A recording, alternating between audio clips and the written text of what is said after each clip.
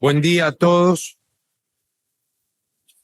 Yo creo que ahí tengo 40 minutos y muchos temas, así que, y el temario es muy amplio, voy a tener que pasar por la transición, dividiendo en dos, y luego quiero hablarle de los capítulos de los que podría ser nuestro plan económico.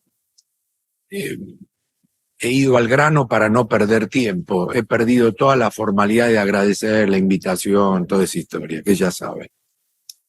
Así que voy al grano directamente.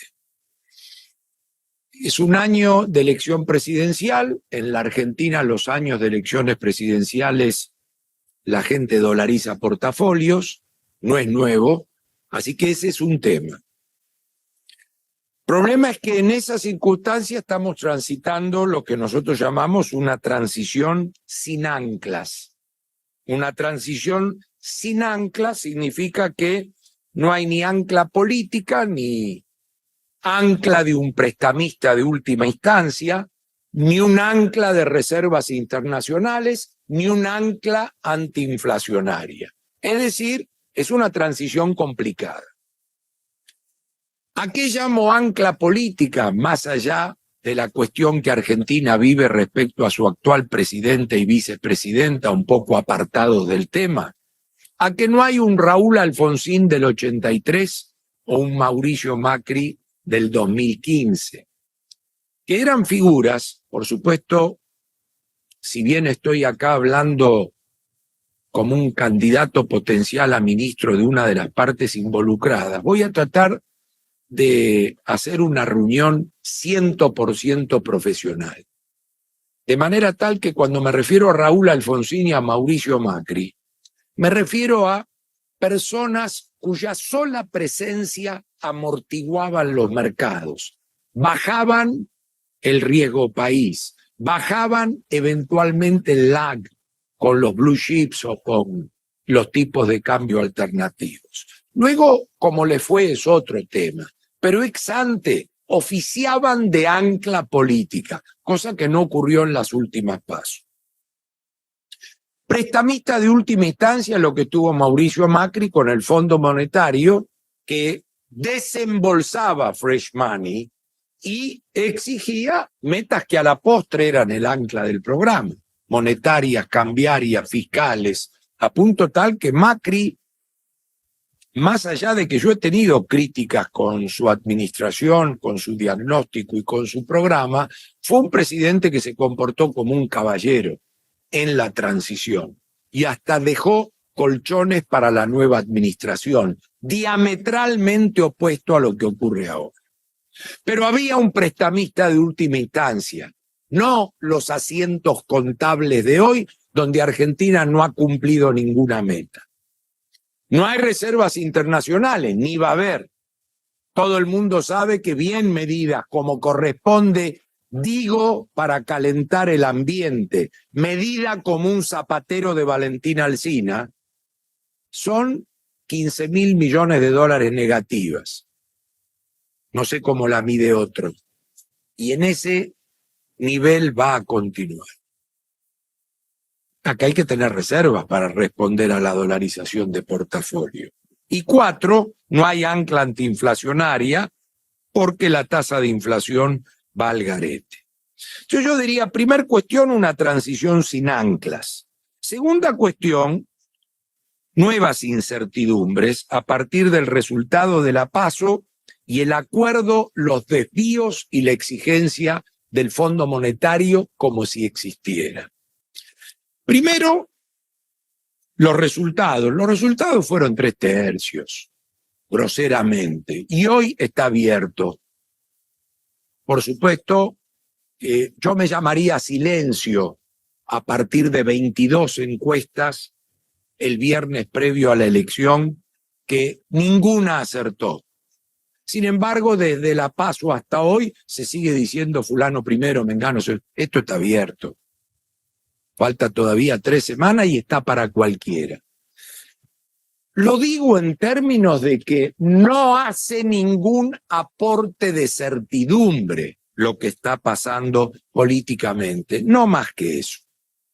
Segundo tema, estamos frente a un gravísimo problema adicional a lo que he dicho hasta acá, que es el comportamiento del candidato ministro, que ha pasado a ser 100 candidato y 0 ministro. Lo que está haciendo es inconsistente, irresponsable y gravísimo para la próxima administración. No pude terminar el cuadro, pero a partir de una respuesta de Daniel Artana hoy por radio, necesitamos abrir bien qué significa esto en impacto para la próxima administración. Pero casi me animo a decir que en términos de costos fiscales para la nueva administración puede estar duplicando lo que nos imaginábamos. Un elemento de altísimo nivel de irresponsabilidad, que no tiene nada que ver con lo que debiera ser un conjunto de estadistas que necesita la Argentina viendo el futuro. Por lo tanto, esta inconsistencia y esta irresponsabilidad intenta maniatar la brecha, sostener el dólar en 350 pesos, reprimir un fogonazo inflacionario en términos de 5% mensual o congelamiento cambiario, y que se vote con plata en el bolsillo. Yo diría, este es un elemento adicional que no ayuda. Luego está, voy a plantearlo de la siguiente manera, las demandas del Fondo Monetario para la Transición, de las cuales es totalmente inconsistente con lo que está haciendo el ministro. Es decir, el Fondo Monetario, yo diría la realidad, el 350 pesos original, que no es un mal tipo de cambio oficial en una serie histórica precios constantes, en 3 meses quedó desactualizado. Es decir, requiere el crawling peg. El nivel de importaciones que no quiso bajar el ministro para no incurrir en una recesión, subproducto de la sequía, tiene que bajar. Por supuesto, el segundo tramo del swap chino, del cual nadie se acuerda, no se va a activar. Por supuesto, las reservas internacionales, luego del maíz 1 y del soja 4, no crecen porque el ministro vuelca en los mercados paralelos para mantener la brecha. Y por supuesto, hay una emisión indirecta fortísima a través de recompra de títulos por parte del Banco Central con la que se financia el Estado.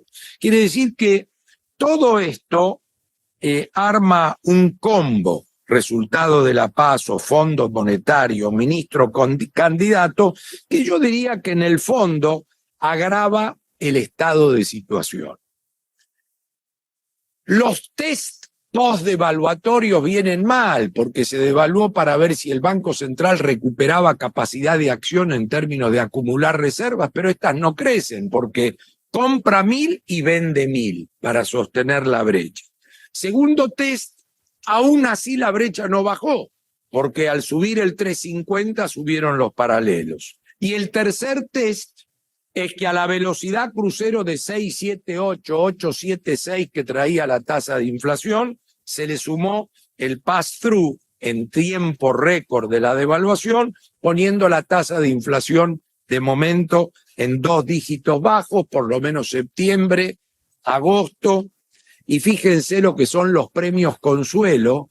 El ministro intenta mostrar que si puede llegar a un dígito alto en octubre, tendría controlada la inflación. Por lo tanto, yo diría, hasta acá, este es el esquema en el cual Argentina se está moviendo en la transición, insisto, con un tipo de cambio real en una serie histórica oficial, que vayan pensándolo para lo que voy a decir después, 3.50 más la inflación, paralelos insólitos, solamente superados en casos de colapso, como fueron Malvinas, 1.000 pesos de hoy, o la hiper, 1.500 pesos de hoy, y un conjunto de precios relativos absolutamente desalineados, ténganlo en cuenta también para lo que voy a decir después, por tomar 3 últimos años, inflación promedio 3 últimos, si tomo todo el periodo es peor,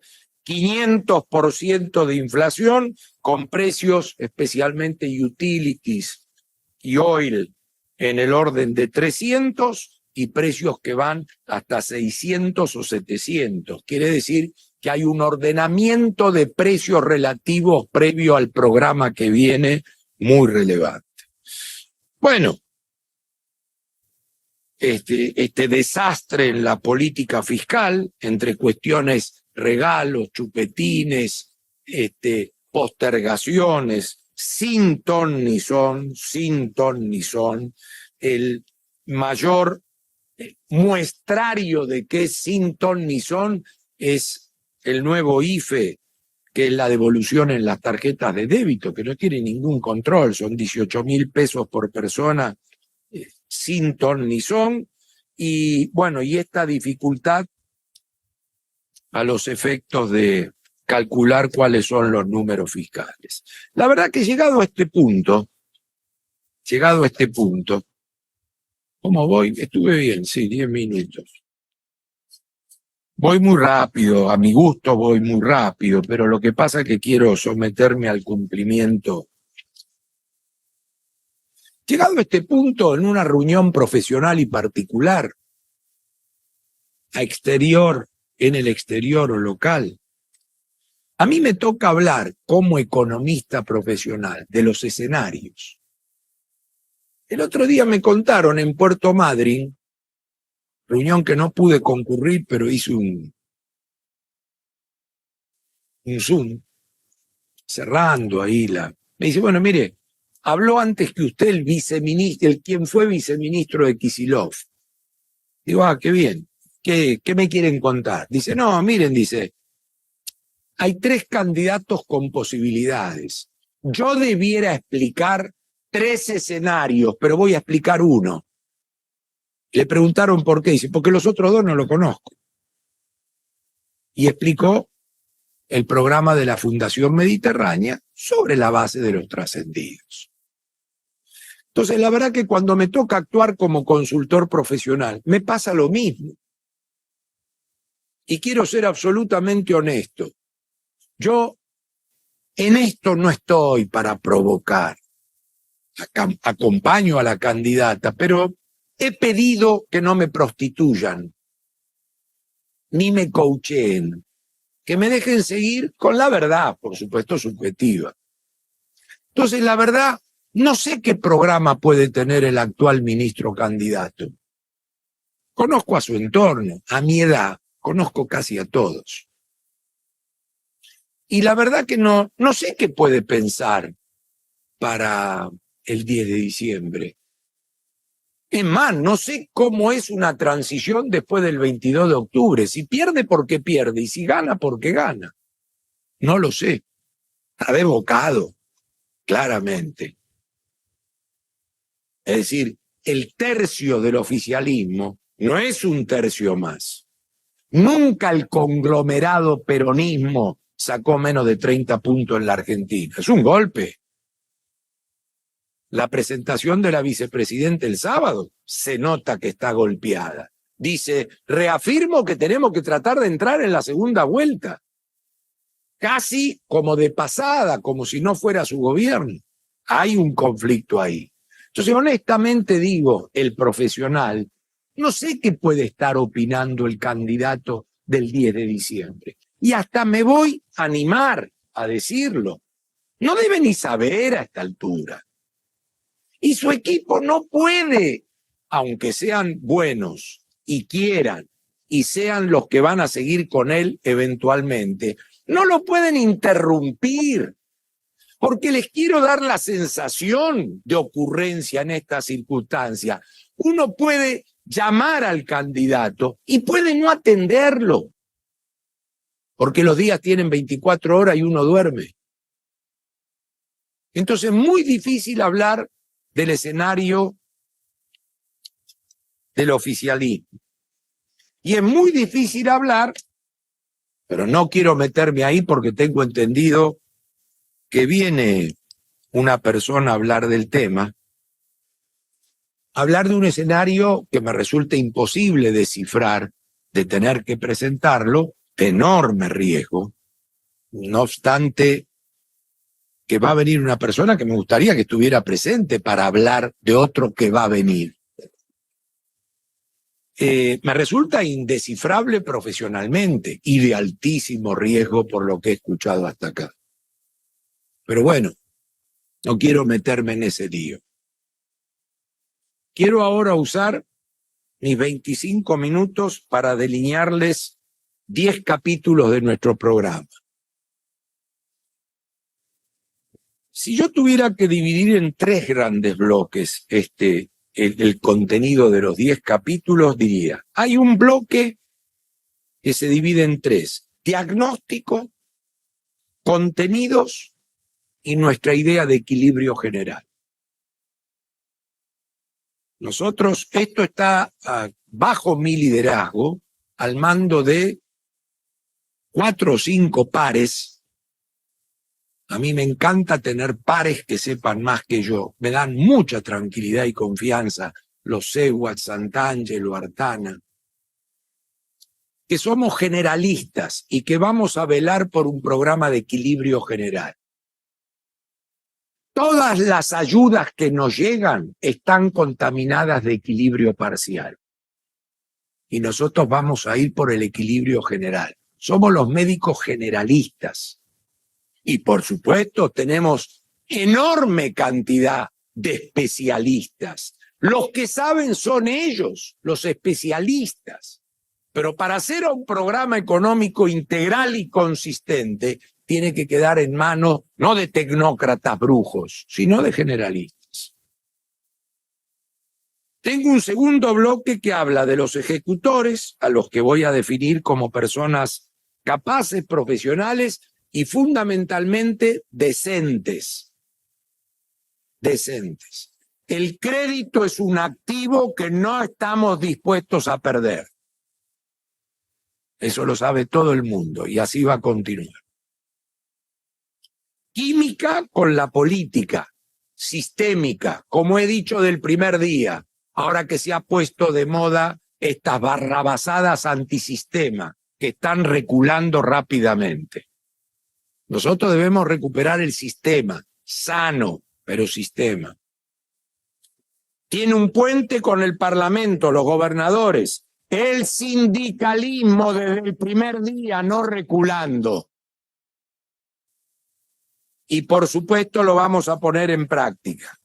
Y tiene una materialización jurídica a la que estamos siguiendo desde el primer día. Nos hemos encontrado donde ponemos el dedo con todo un conjunto de derechos adquiridos, al cual le tenemos que prestar atención. No somos loquitos que nos zambullimos a la pileta sin agua. Tampoco le damos mucha bola halcón, paloma, shock, gradualismo y todas esas cosas. Va a haber un tercer bloque que es el de arranque, lanzamiento y la comunicación del programa. Todas cuestiones por demás relevantes. Primero, el diagnóstico. El diagnóstico tiene una transición, que es la que acabo más o menos de definir precedentemente. Tiene una herencia estructural. La herencia estructural es el estancamiento económico, el régimen de alta inflación, la debilidad inversora. Es un conjunto de cosas que ya las conocemos. Esto empezar hace un año, 6 meses o dentro de 3 meses, la herencia estructural es conocida. Es muy importante para nosotros porque es lo que nosotros llamamos el punto de partida. Y lamentablemente se ha contaminado con una herencia del último día. El tipo de cambio real oficial, la brecha, la deuda por importaciones, el nivel de reservas negativas. Ahora el déficit fiscal y la deuda flotante, la recaudación que nos han comido, la inercia inflacionaria, es lo que nosotros llamamos además punto de partida de la herencia del último día. El programa se va a dividir en 3. Tiene un bloque de estabilización de la macro, que es ir con tapones de punta contra la tasa de inflación. Tiene un bloque que es la reforma del sector público, que está referida a la sostenibilidad fiscal estructural de mediano plazo.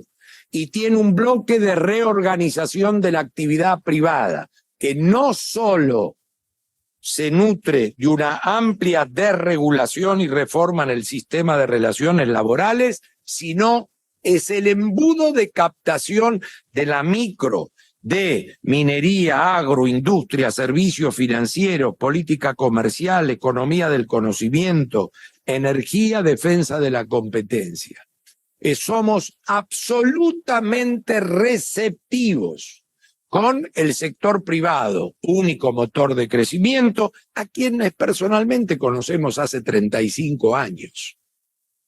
Y somos receptivos, ¿por qué? Porque somos decentes, porque podemos hablar con ellos transparentemente, porque no somos coimeros y porque tenemos que aprender del sector privado que sabe hacer negocios cómo es su microeconomía. Y además tenemos que arbitrar intereses, muchas veces entre integrantes del mismo sector, no entre sectores. Estabilizar la macro empieza cualquiera sea su régimen cambiario por el déficit fiscal. Estábamos en un primer approach con seriedad, con lo que se puede, con lo que está al alcance de la mano. Esto acá yo no he venido a buscar votos y no sé cuán atractivo luce lo que voy a decir. Vamos por 4 puntos del PBI para encontrar balance fiscal primario. No existe 10 puntos, 15 puntos, es otra fantasía. Entonces, buscamos los lugares en donde ir a buscarlo. Se nos cae el impuesto país, vienen las ampliaciones irresponsables de este ministro, pero tenemos ahí lugares donde el equipo de Daniel Artana busca renglón por renglón en el gasto público. ¿Quién lo está haciendo? Tipos que hace 25 años trabajan en estos temas, que con liderazgo, equipo y capacidad política se van a hacer. ¿O ustedes creen que los equipos se arman en 40 días con prestidigitadores y magos? Entonces nosotros estamos en ver renglón por renglón, buscando 0,3 más 0,3 más 0,4 más 0,1, como corresponde profesional y responsablemente. Por supuesto, estamos revisando contratos, obra pública, retoques tributarios, estamos mirando la eficientización y reducción de la desintermediación en los planes sociales, estamos mirando el gasto que se indexa dentro del gasto público. Segundo, el régimen cambiario es compatible con la bimonetariedad que eligió la sociedad argentina. Se eliminan todos los laberintos y telarañas del régimen regulatorio actual. Se cambia el Código Civil, conviven, no compiten para la hiper o para la dolarización encubierta, conviven el peso con el dólar. Va a haber política macroprudencial muy severa. No va a haber hot money en la Argentina. No se va a cometer el error de empezar en Harvard y terminar en Salita Roja. Se va a empezar en Salita Roja y terminar en Harvard. Hay un régimen cambiario detrás del dual currency economy. Va a haber, claro, va a haber un régimen cambiario, complementario, que va a ser paso a paso, que va a tener en cuenta el pass-through, la tasa de inflación, 15 millones de compatriotas, que va a tener en cuenta que tiene que recomponer reservas inicialmente en forma realista el Banco Central, que tiene que desarmar genuina y virtuosamente los pasivos del Banco Central. Va a tener mercados segmentados, como lo venimos explicando. Por supuesto, va a tener una administración de la deuda del Tesoro y del Banco Central en pesos y en dólares, cumpliendo los compromisos como corresponde a un país serio. Tenemos la división entre Fondo Monetario, organismos, bonistas, y en la deuda en pesos, sector público, sector privado y pasivos del Banco Central. Hay equipos de la deuda trabajando en un debt management process. Segundo bloque, la reforma del sector público. Estamos trabajando con el equipo de Andrés Ibarra. Hay 15 personas involucradas. Hay un nuevo organigrama de la Administración Central, una nueva ley de ministerios, una nueva ley de empleo público. Hay indagar empresa por empresa, donde la mitad del sector público es Camesa. Luego viene ferrocarriles, correo y aerolíneas. Termina la payasada de privatizo, cierro y no sé cuántas cosas más. Es una década diferente a la caída del muro. Acá no hay ramal que para, ramal que cierra. Acá hay ver cómo se hacen las cosas bien, como corresponde. Hay una nueva reforma al sistema previsional, algo corto, vinculada a la indexación que en un plan de estabilización generaría la explosión del gasto público vinculado a lo previsional, y hay una reforma de mediano plazo a la Lacalle pro Macron, que no es una batalla del primer día. Hay una nueva relación nación-provincia, cuyo sello es garrote, zanahoria y competitividad. Discute empleo, inversión, competitividad y sector público. Entra en las provincias a lo país federal y entra en los municipios a lo país federal. Todo lo que uno quiere hacer a nivel provincial o municipal requiere acuerdo político. Esto es una democracia y esto requiere acuerdo federal. No se dejen engañar por otra cosa. Hay una regla fiscal de largo plazo a debatir en el Congreso, con parámetros de crecimiento de gasto y de empleo por algunos años. Incluye un fondo de estabilización fiscal con un porcentaje de la recaudación. Hay una reforma tributaria. El privilegio inicial de lo tributario lo va a tener el sector público y el equipo económico, porque la prioridad es matar la inflación y el equilibrio fiscal.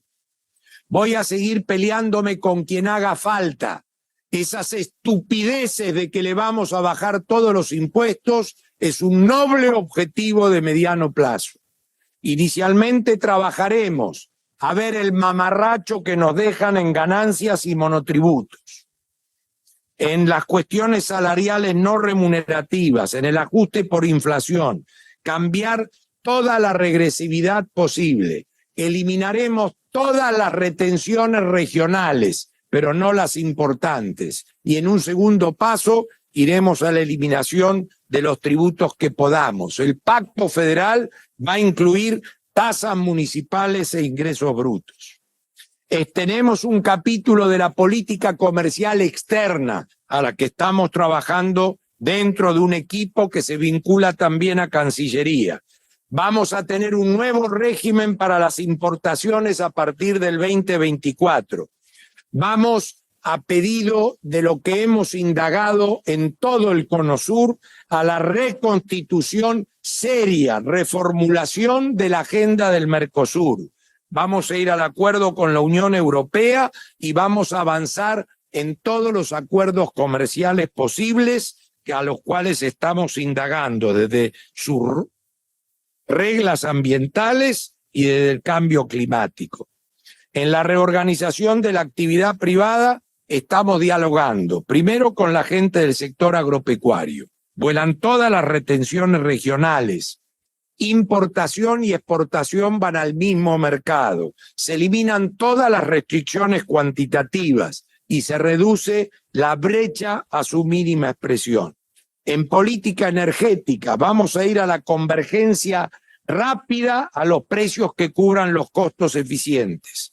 Vamos a ir a la libertad de precios de exportación en la cuestión de hidrocarburos, respetando reglas para el abastecimiento local.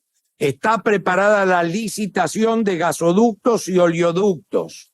Va a ser con financiamiento privado. Revisaremos Camesa. Está lista la licitación para transmisión y generación. Vamos a completar la renegociación integral de los contratos de las distribuidoras. Vamos a relicitar contratos privados de gestión, operación y mantenimiento de represas. Estamos trabajando en las 7 regiones mediterráneas. De las 77 personas, que ya son 100, la mitad son mediterráneos. Nos dan clases permanentes de federalismo y competitividad. Tardé muchos años de mi vida en descubrirlos. Están yendo región por región para ver desregulatoria y microeconómicamente qué es lo que podemos resolver en las jurisdicciones provinciales. En materia laboral, vamos a ir a una masa salarial de mínimo no imponible. Vamos a eliminar la multiplicación y curro en las indemnizaciones y multas, eliminando los kioscos allí abiertos. Hemos visto que la litigiosidad, para no dar una batalla grotesca, es un tema central. Estamos estudiando el modelo casual australiano para los contratos no laborales y que puedan bajar rápidamente la informalidad de los compatriotas. Dicho esto, que son las 3 columnas de sectores, reforma del sector público y estabilidad macro, retomo a lo que es el bloque de equilibrio general. Nuestra participación es articular y arbitrar como generalistas este tema. A eso llamamos equilibrio general. Para la articulación del equilibrio general cuento con pares o superiores más que pares, tal cual me recomendó en este mismo lugar Fernando Enrique Cardoso. Usted es el líder, usted es el vocero. Es lo que me pasó a mí, pero tenga gente competente en su entorno, no alcahuetes. A la hora de los bifes es lo que importa, sentado aquí. Así se ha construido. Nuestro equilibrio general está basado en que programación económica, hacienda, finanzas, agricultura, ganadería, pesca, alimentación, industria, energía, minería, economía del conocimiento, comercio interior, asuntos económicos internacionales, comercio exterior, obras públicas, transporte, Banco Central, AFIP, UIF, Banco Nación, Vice, Comisión Nacional de Valores, YPF, es todo parte de un mismo tronco. Hubo ministros de la administración del presidente Macri que tomando café conmigo en el Banco Nación me transmitían que se enteraban por lo diario lo que había pasado con el ministro de Industria o con el ministro de Agricultura. Hay sectores que desesperan por tener un ministerio para meterse ahí adentro. Eso no puede ser nunca más. No hay superministerio, es que hay que reconstituirlo, porque todo es budget. Y el ministro no le puede pasar desapercibido esto. En ejecutores tienen que estar los mejores. Estamos viendo raviol por raviol del ministerio. Tiene que ir gente honesta, capaz, profesional, con oficio. Cuando comparamos con el mundo, Argentina, el problema de la politización que tienen sus ministerios es que se ha desarticulado una burocracia estatal eficiente. Cuando los Trump llegan a los gobiernos, tienen burocracias. Cuando los Velarde llegan al Banco Central, tienen burocracias.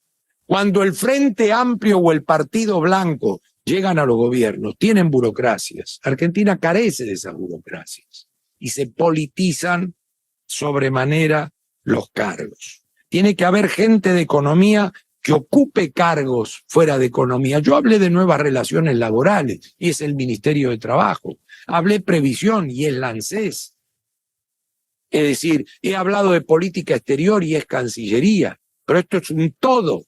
Por eso es muy relevante la química con el presidente, con los integrantes de la coalición y con la política, porque al final manda la buena política. Entonces, Hay una responsabilidad primaria del ministro, que es tener el plan listo el primer día, pero hay relaciones personales y de confianza que empiezan con la química, con el propio presidente, el gabinete, el resto del equipo. Hay vestuario. No se arman en 40 días las cosas. Por supuesto, va a haber una relación con la oposición, porque hay parlamentarios, gobernadores, sindicatos no oportunistas y empresas. Y hay una relación con la Corte Suprema de Justicia. Hay una materialización jurídica del programa que no puede trabarse en los tribunales. Estamos hablando en todos estos frentes. ¿Por qué? Bueno, porque la relación nación-provincia, porque el sistema previsional, porque la legislación laboral, porque la política tarifaria, porque toda la política de desregulación tiene derechos adquiridos que hay que ir, conversarlos. Uno tiene que contar con la gente y el equipo adecuado para todo eso. Y otra de las cuestiones a las cuales les hemos prestado atención, yo personalmente he participado en seminarios con integrantes de la Corte Suprema, es que Argentina se debe la institucionalización de los cambios para evitar reversibilidad en caso de éxito. Lo he dicho hace muchos años, muchos. La contrarreforma del 2003 en la Argentina fue el clavo remachado de Argentina, porque dio vuelta cómo funciona el mundo, que es la primer parte de los 90. Cuestión que reivindico hace muchos años, no oportunistamente ahora, con todos los errores que la década cometió. Por lo tanto, es muy importante la institucionalidad. Es muy importante las leyes del primer día.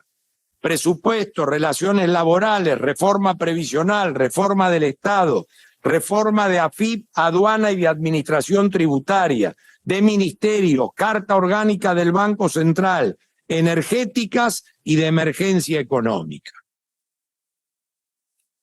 Me quedan 2 minutos. Va a haber uno, entre comillas, ustedes no lo ven, pero yo aclaro, entre comillas, porque acá no hay calendario. As soon as possible.